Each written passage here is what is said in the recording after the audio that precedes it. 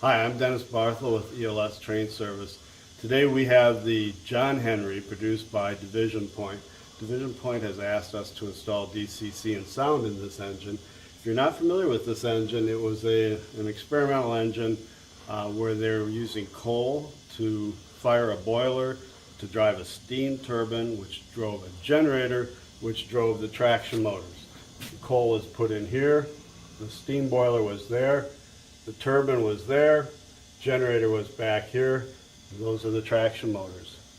Because it's a steam turbine, it was difficult to find a sound file that would replicate a steam turbine versus a gas turbine. We did find one in a German locomotive, and so we stripped out the steam turbine and the boiler sound files, and we added that to American sound files such as the cross-compound air compressors and the Nathan horn. So let's take a look at it. I'll show you a video of it. Hope you enjoy.